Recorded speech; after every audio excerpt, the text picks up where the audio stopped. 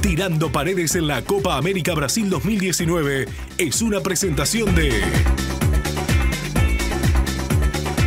Participa de la penca de Costel para la Copa América. Ingresa a nuestras redes sociales, seguí los pasos y desafía a tus amigos. El ganador se llevará un aire acondicionado. Gerardo Méndez, despachante de aduanas, 094-63-7567. Cali, producto porcinos Cali. Los probás y no los dejás. Gabriel Arispe Automóviles. A pasitos del viaducto. Inusados, los mejores. Veterinaria La Hacienda. Todo en un solo lugar. Ahora también todo para el agro. Filadelfia. Banderas, herreras, gorras, bolígrafos, llaveros, ropa de trabajo. Filadelfia.com.uy. Visión Direct. Todo en solución audiovisual en Canelones 2176 2408-2336. Estará de acuerdo a los objetivos que tienen ellos en el desarrollo de su selección, pero que me animaría a decir que no hay ninguno, o ahora uno, que el otro día estuvo en el banco y entró, de los que jugaron aquel partido en que nos derrotaron 4-3.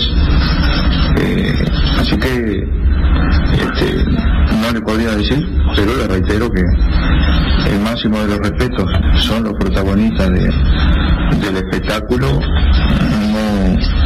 No nos afiliamos a condiciones de favoritismo, ni de lo que se va a hacer en el resto del torneo. Todo lo que hagamos nosotros en el resto del torneo depende del partido inmediato que tengamos, y así lo vamos a encarar. Queremos obviamente pasar esta primera fase y después, si es posible, ese va a ser el objetivo, jugar los 3 partidos más que quedan, ¿no? Hola maestro, buenas tardes, Diego de Brasil. Maestro, después de tantos años de fútbol, de trabajar con tantos jugadores, por favor, lo que Suárez y Cavani tienen de tan especial juntos y separados. Gracias. Bien. En primer lugar, son 2 futbolistas que se integraron en este proceso de trabajo que empezó en el 2006. En ese año eran futbolistas de la selección sub-20, los dos. Y bueno, quizás el más visible en ese momento, respecto a su perspectiva de futuro, era Suárez. Fuimos tentados de llevarlo al Sudamericano de Mayores del 2007, que ganó Brasil en Venezuela, pero preferimos que cumpliera los ciclos de juvenil y se fue al Mundial Juvenil en Canadá. Y bueno, después hizo lo que hizo en su trayectoria. Se debutó en la selección en el primer partido de la eliminatoria, metió el primer gol. En la siguiente eliminatoria hizo lo mismo. Y bueno, después en los lugares donde estuvo, después de salir de Uruguay, siempre volvía con algo más conquistado, porque habla del significado que le da el fútbol, el temperamento que tiene. Y después en el 2008 creo que fue, se integró Cavani a la selección mayor, o se fue integrando, en un proceso que se consolidó recién en el 2010. Y son jugadores que han acumulado muchas cosas, sobre todo Cavani, muy cambiado de lo que era en sus inicios, que era un 9 corredor, picador, que iba a todas las pelotas. Ha pasado el tiempo y fue incorporando un concepto de juego colectivo, una solidaridad en el esfuerzo. Es un ejemplo del que quiere ayudar al equipo en todo momento. Y más allá de sus condiciones como definidor, también fue muy útil en otros sectores del campo, por esa condición que tiene. Y ahora los dos están en una etapa de plenitud futbolística, también físicamente, tienen una madurez grande, han competido en grandes medios, han tenido futbolistas importantísimos al lado. Creo que son importantes, y muchas de las cosas que estamos haciendo últimamente es para hacerlos convivir en el equipo de la manera que le pueda crear más problemas a los rivales, ¿no? Que a veces no hemos podido, o porque faltaban los dos, como nos ha pasado, o porque faltaba alguno de ellos.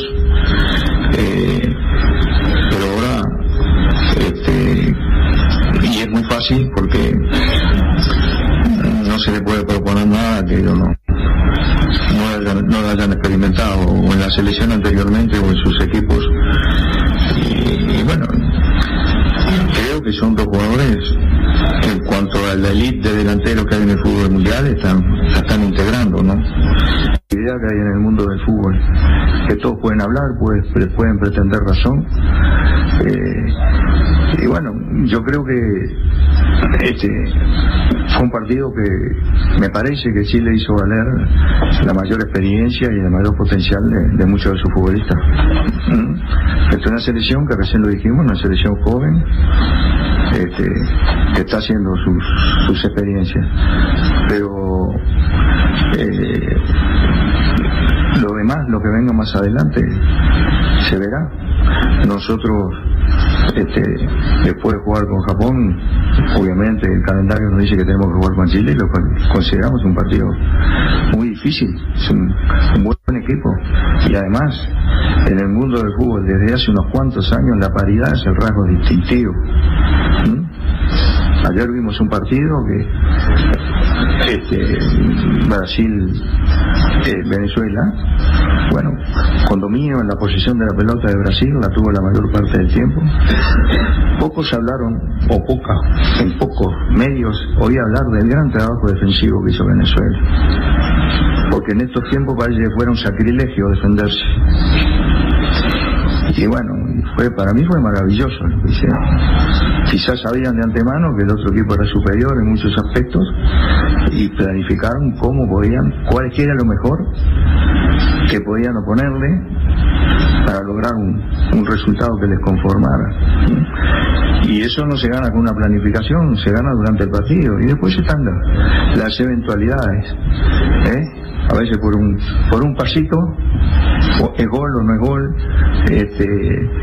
por una dirección que se va un poquito afuera o pega en el palo y entra. Bueno, todas esas cosas son parte del fútbol, son los imponderables y son los que tallan en los partidos, y jamás se habla de eso antes de los partidos y a veces se desconoce después de los partidos. Por eso los rendimientos son una cosa, los resultados son otras, están emparentados, obviamente, pero a veces el resultado que se lleva un equipo no es por un rendimiento demasiado superior respecto del otro equipo, pero hay que aceptarlo, porque para eso se hacen los partidos, y hablar de justicia es muy relativo. Es muy relativo en el fútbol, porque no se premia el esfuerzo, se premia a los que hacen los goles, ¿no? Profe, cae su izquierda, por favor. Usted es la inspiración para muchos de los entrenadores brasileños. Me gustaría de preguntar si usted sabría de esto, o qué piensas de esto, de ser la inspiración para muchos entrenadores que hay en Brasil. Bueno, le agradezco su palabra. Nosotros, durante algún tiempo antes de tener esta segunda oportunidad en la selección de Uruguay, tuvimos 3 años sabáticos sin trabajar. El último equipo había sido Boca Juniors en el 2002 y esta oportunidad me vino en el 2006. Quizás desde antes, pero fundamentalmente en esos 3-4 años pensé mucho en cómo hacer para insertar a Uruguay con un pasado histórico muy importante en la realidad del fútbol de estos tiempos y hacerlo competitivo. Y bueno, eso son pensamientos, son ideas que se le van cruzando a uno, y después con el correr del tiempo y de los acontecimientos se fue dando que fuimos consiguiendo cosas. Pudimos clasificar a todos los mundiales, ganamos una Copa América, tuvimos una buena participación en el 2010 en Sudáfrica. Bueno, todas esas cosas fueron generando un buen ambiente para la selección, primero en el medio interno, a través de la relación de estos futbolistas, todos los que han estado en el proceso, con la gente. Se generó una afinidad, una empatía, muy importante. Y lo que hicieron la mayor parte de esto fueron los futbolistas, porque son los que están en los partidos, que son los que definen las cosas, y el día del partido es el día del futbolista, porque es ahí donde se toman las decisiones que pueden llevar a los mejores resultados. Oscilaciones en el rendimiento, pero siempre con una fortaleza mental, una unión grupal muy importante, pensando siempre que cuando las cosas estaban complicadas, pero había una lucecita que indicaba que podíamos llegar a donde queríamos, había que proceder como si lo fuésemos a hacer, con un espíritu muy positivo. Y después, cuando se dan ciertas cosas, ciertos resultados, sobre todo en torneos mundiales que tienen tanta trascendencia, en la actividad de la humanidad con mayor poder de convocatoria simultánea, el medio mundial, es increíble la cantidad de gente que está involucrada. Y bueno, eso puede llevar, y yendo a su pregunta, a que se me haya visibilizado de una manera que no ocurrió antes.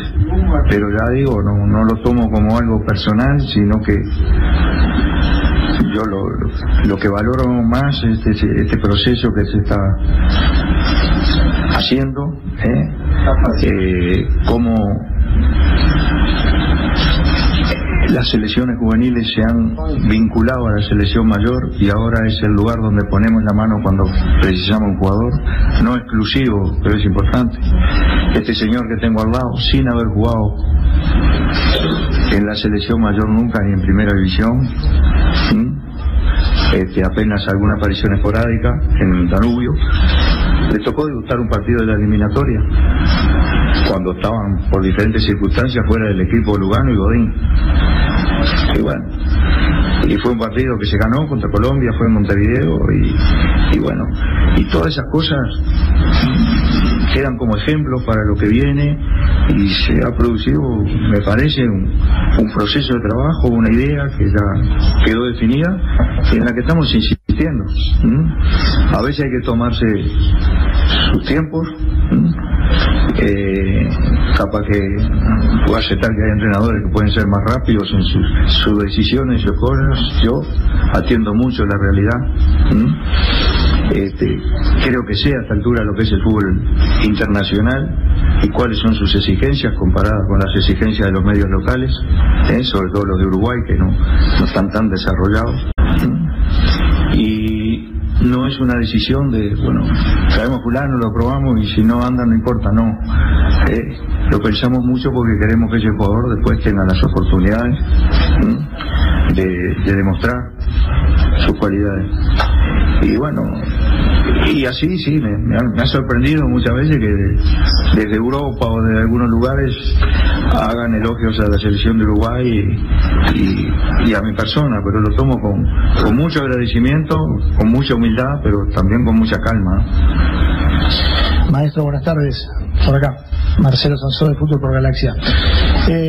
La ausencia de ahora en más de Matías Vecino hace que el equipo tenga que cambiar algún aspecto dentro del funcionamiento. El sustituto que usted coloque tiene características diferentes, puede hacer cambiar la planificación que usted había hecho para el partido pasado a partir de ahora. Por ejemplo, en esa zona de mediocampo sí hay características diferentes. Yo no conozco dos jugadores iguales en la historia del fútbol, pero están para cumplir determinada función. En el caso de los mediocampistas tiene que ver con condiciones físicas, mucho ida y vuelta, mucha resistencia y técnica también, porque son los distribuidores del juego los que prácticamente por ellos pasa la salida hacia el ataque cuando se recupera la pelota. Y en este momento yo diría que no, lamentablemente no puede estar Matías, pero yo creo que en esa zona del terreno, aparte de Matías, hay 5 jugadores más para jugar. Y entonces es una cuestión de elegir con jugadores de otra característica. Hay otros que tienen más estatura, menos estatura, otros son un poquito más veloces, otros no tanto, pero en cuanto a la función, tengo jugadores. Después, muchas veces lo que define es la circunstancia, el momento y también el rival contra el que se juega, ¿no? Eso depende mucho de cómo uno para el equipo. Yendo al caso de Venezuela, cuando uno cree que el otro equipo lo puede superar en algo, hay que tomar precauciones para combatir eso y tratar de que no nos lastime. Bueno, por suerte, en esa zona del campo donde juega Matías Vecino, después de haber experimentado mucho después del Mundial de Rusia, en amistosos que no nos fue bien en cuanto a los resultados, pero pudimos probar todo lo posible y sacamos muchas conclusiones. Y bueno, y ahora es la hora en un torneo importante como la Copa América, de tratar de utilizarlos de la mejor manera posible, ¿no? Hay mucho espíritu de grupo.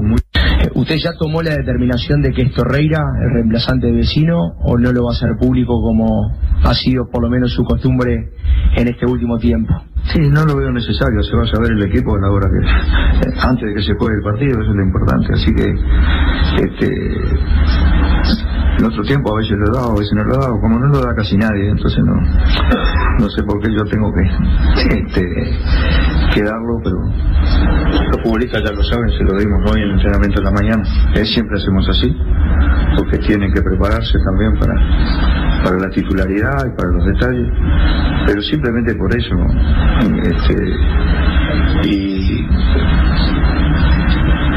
y además lo que usted me dice también, más allá de quién sustituye a quién, hay maneras de parar el equipo y también estamos trabajando en eso dentro de los tiempos que tenemos, ¿no? Que no son muchos. Giovanna Fleitas, agencia France Press, por acá, maestro. Consultarle, en la conferencia de prensa recién de Japón, la palabra que más se repitió fue velocidad. ¿Qué antepone Uruguay ante esa velocidad de Japón para lograr ese triunfo que meta a Uruguay en la siguiente fase? No quiero ser simplista, pero no me imagino que haya alguien que tenga más velocidad que Erne Valencia o que Preciado, que los jugadores de Ecuador, que saben que es una virtud de su equipo y lo pusieron a prueba desde el primer momento. Después el partido fue tomando sus carriles y ya dije en la primera pregunta que Japón es un equipo de jugadores veloces, resistentes, tiene mucho agonismo, no bajaron su ritmo de intensidad en todo el partido y eso por mediciones que se hicieron, que las tenemos. Y bueno, va a ser difícil como todos los partidos. No puedo acá decirle, mire, vamos a jugar de tal manera, vamos a hacer esto, ¿no? La conferencia de prensa me parece que es para otra cosa, simplemente transmitir el respeto y el reconocimiento de la dificultad en el partido. Creo que es el paso inicial para intentar hacer un buen partido.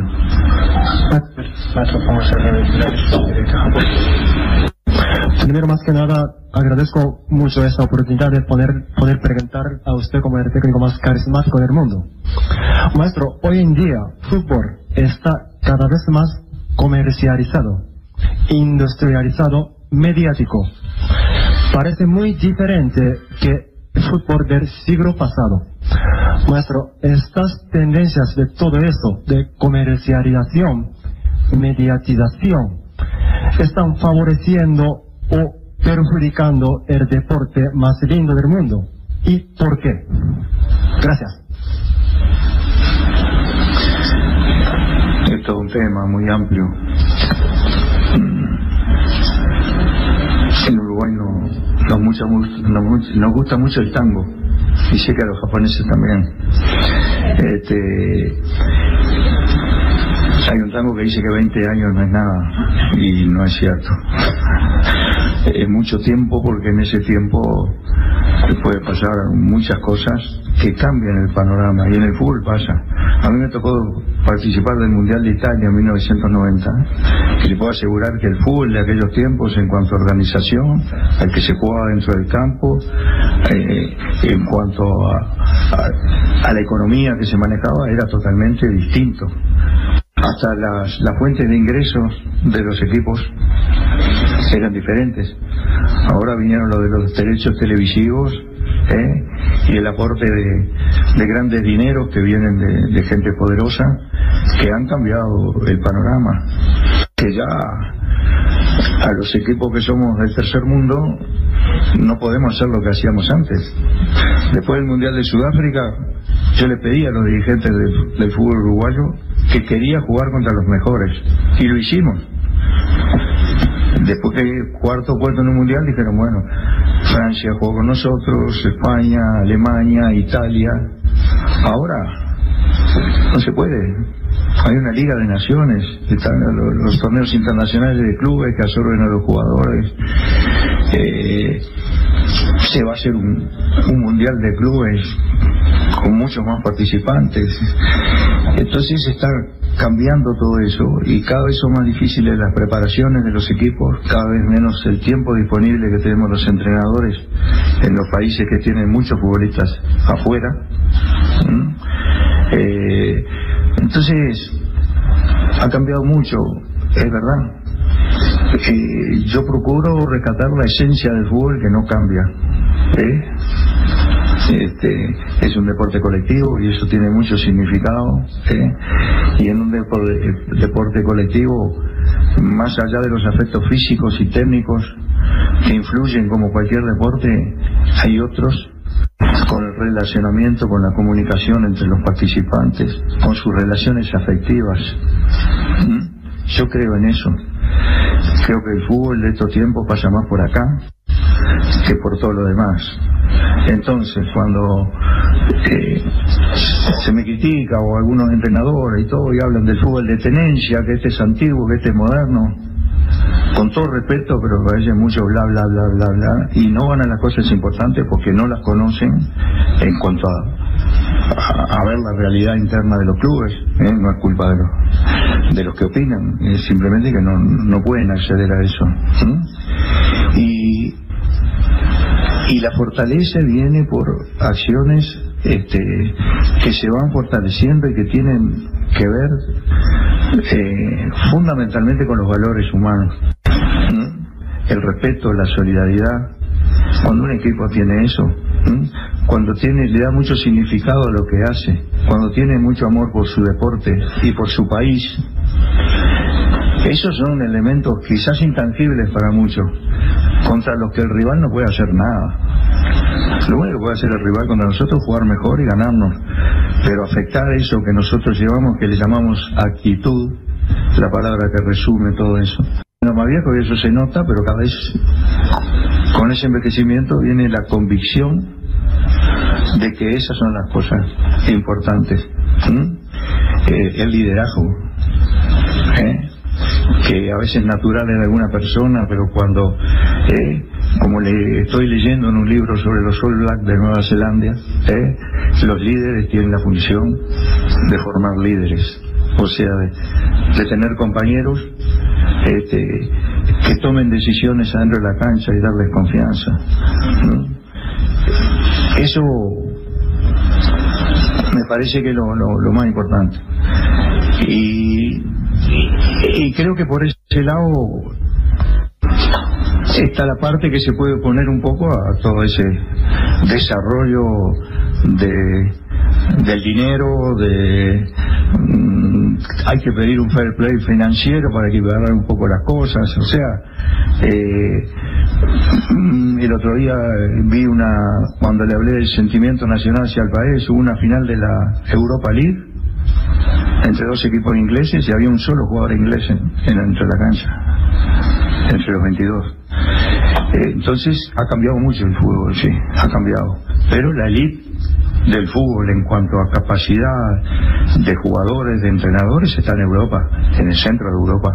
Ahí está lo mejor. Y lo demás tenemos que hacer fuerza para, cuando enfrentamos a ellos, nos enfrentamos, tratar de limitarlo y de vez en cuando, si podamos, ganarles un partido. Le quiero decir que a nosotros las cosas nos cuestan un poco más. Serían un poco mejores si tuviéramos oportunidad de competir más frecuentemente con ellos, como parece que ahora se está haciendo cada vez más difícil. Esas reflexiones me merecen su pregunta.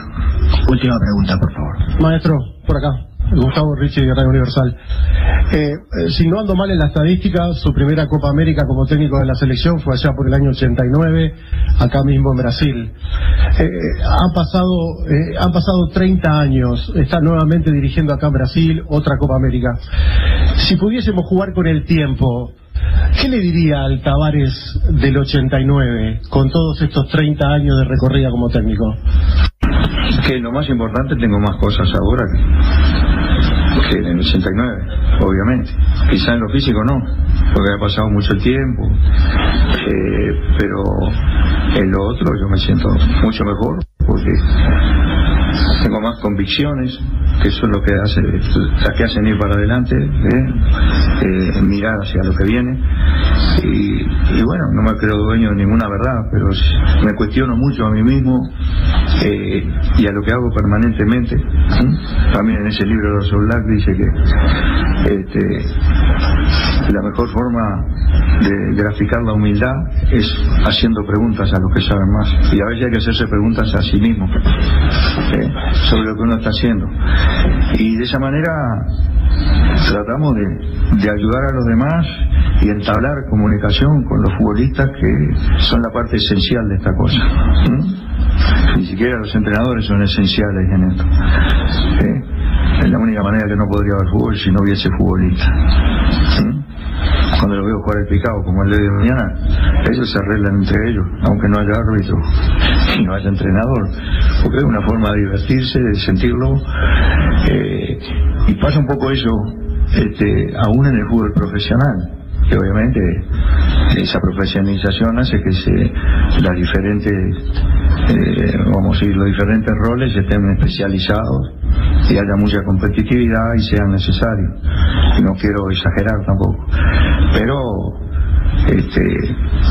me siento diferente, y como dije en una pregunta anterior del compañero japonés, es otro mundo, no es otro fútbol solamente, es otro mundo.